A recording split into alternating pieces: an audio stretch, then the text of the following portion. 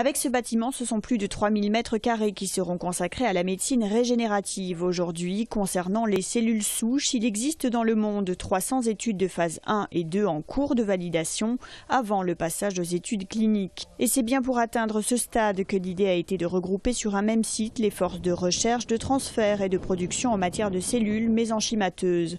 Avec son expérience, l'établissement français du sang fera partie de l'aventure. La médecine régénérative de demain, c'est essayer en prélevant des cellules souches qu'on appelle des cellules souches mésenchymateuses, donc adultes, pouvoir les préparer et pouvoir les réintégrer après préparation pour soigner différentes pathologies, notamment reconstruire une partie des cœurs abîmés par un infarctus ou soigner des patients atteints d'un cancer.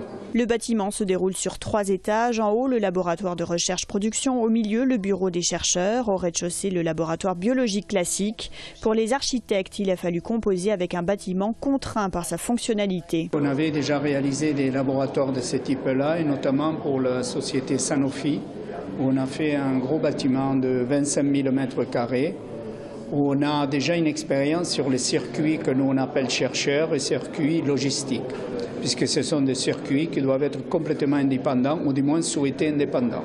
Ça nous a permis quand même de créer quelque chose de sobre, puisqu'on voulait quand même donner une image de laboratoire. Il faut que quelqu'un, quand il arrive dans le site, se représente que ça c'est un laboratoire, ce n'est pas l'hôpital. Le bâtiment est entièrement financé par la région à hauteur de 12,5 millions d'euros, un investissement qui s'inscrit dans le cadre du plan cancer régional 2011-2014. Depuis 4 ou 5 ans maintenant, nous négocions avec l'Institut français du sang en essayant de l'appeler, de l'intéresser à Midi-Pyrénées, à Toulouse.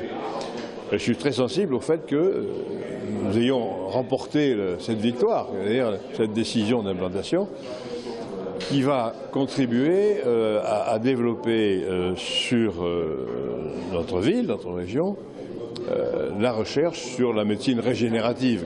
Et ce qui m'a séduit dans ce projet, c'est que bien sûr, il y aura une équipe de l'Institut français du sang, mais il y a aussi la volonté de partenariat avec l'INSERM, avec l'Université Paul Sabatier et avec des chercheurs d'autres sites à la fois en France et dans le monde.